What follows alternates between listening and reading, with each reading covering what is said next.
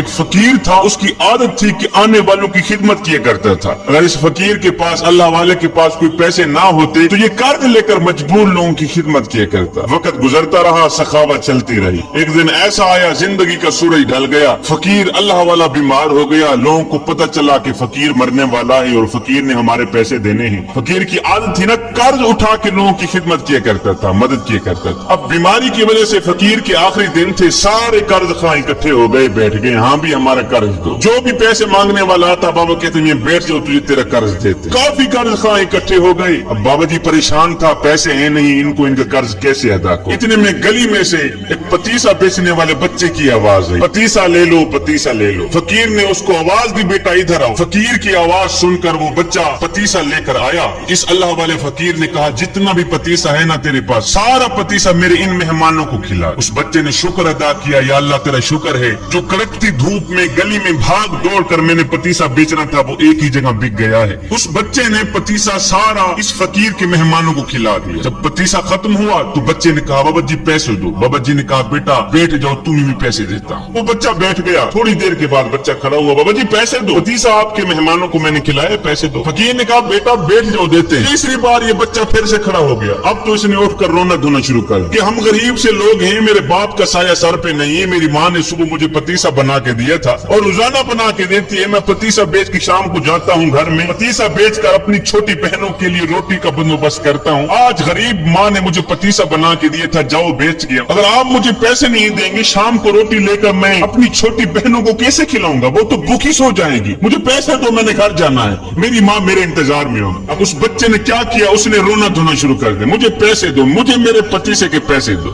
ادھر بچے نے رونا شروع کیا، ادھر میرے رب کی رحمت کو جوش آ گیا۔ ادھر بچے کی آنکھوں سے آنسو نکلے، ادھر میرے کریم رب کی رحمت جوش میں آ گئی۔ بچہ رو ہی رہا تھا کہ ایک شخص آیا، اس شخص نے تھیلی میں پیسے رکھے ہوئے تھے، آ کر فقیر کو کہا بابا جی بندہ نا چیز کا یہ تحفہ قبول کیجیے، حق میں دعا کیجیے۔ بابا جی نے بسم اللہ پڑھ کر وہ پیسوں کی تھیلی لے لی، اپنے خلیفے کو کہا یہ لو پیسے، جتنے بھی قرض خواہ بیٹھے ہیں سب کو ان کا قرض دے دو اور اس بچے کو بھی پیسے دے دو۔ قرض والوں کو ان کے پیسے دے دیے گئے۔ اس کے بعد بابا جی نے کہا میاں تمہاری مہربانی، اپنے اپنے گھروں میں جا سکتے ہو۔ لوگوں نے کہا بابا جی جب پیسے دینے ہی تھے تو اتنی دیر سے آپ نے ہمیں کیوں بٹھایا؟ یہ مرید آپ کا پیسے دینے والا پہلے کیوں نہیں آیا؟ اور یہ پیسے دینے کے لیے پہلے کیوں نہیں آیا؟ یہ سن کر فقیر رو کر کہنے لگا بھائی پہلے اس لیے نہیں آیا کہ اس وقت تم میں کوئی رونے والا نہیں تھا، ایک بچہ رونے والا آیا ہے، سب کا کام کر گیا۔